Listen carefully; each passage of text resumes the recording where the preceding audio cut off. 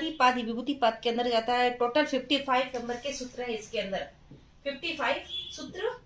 द्वितीयपाद में भी 55 है, इसके अंतर्गत भी 55 सूत्र है। पहला आ जाएगा इसका टॉपिक्स, कौन कौन से टॉपिक में इम्पोर्टेंट है वो देख लेते हैं। पूरा विभूतिपाद इम्पोर्टेंट है, लेकिन फिर भी देख लेते हैं कि इसके अंतर्गत क्या क्या है।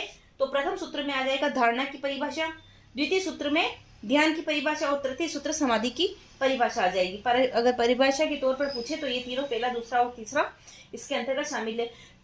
विभूतिपाद के अंदर योग के लास्ट 3 अंश धारणा, ध्यान और समाधि, इसका वर्णन, संपूर्ण वर्णन आ जाता है। उन्हीं को मिलाकर धारणा प्लस ध्यान प्लस समाधि को मिलाकर संयम कहा गया है, जो कि चौथे सूत्र में इसकी परिभाषा बताई गई है।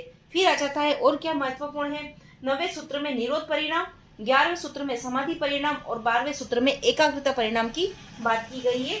फिर आ जाता है धर्म लक्षण अवस्था परिणाम, जो 13वें में है। 13वें सूत्र में धर्म लक्षण अवस्था परिणाम की बात की गई है। उसके बाद में 16 से सारी विभूतियों का वर्णन शुरू हो जाता है कि योगी को कौन कौन सी, किसकी उसके ऊपर विजय प्राप्त करने से कौन कौन सी विभूतियां प्राप्त होती। तो 16 से लेकर 55 श्लोक तक सारी विभूतियों का वर्णन है। फिर आ जाता है उनके अंदर भी क्या क्या महत्वपूर्ण है।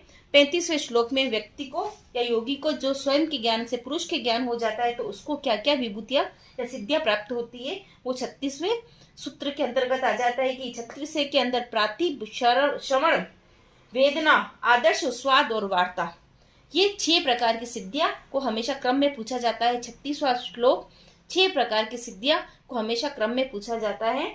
और पूरा का पूरा विभूतिपाद इंपॉर्टेंट है, किसको किससे क्या क्या इसकी विभूतियां है, किसके ऊपर संयम करने से क्या क्या विभूति मिलती है। तो ये विभूतिपाद तीसरा वेरी वेरी इंपॉर्टेंट। उसके अंतर्गत भी और क्या महत्वपूर्ण है, ये है टोटल 55 सूत्र का है। तीसरा पाद विभूतिपाद है।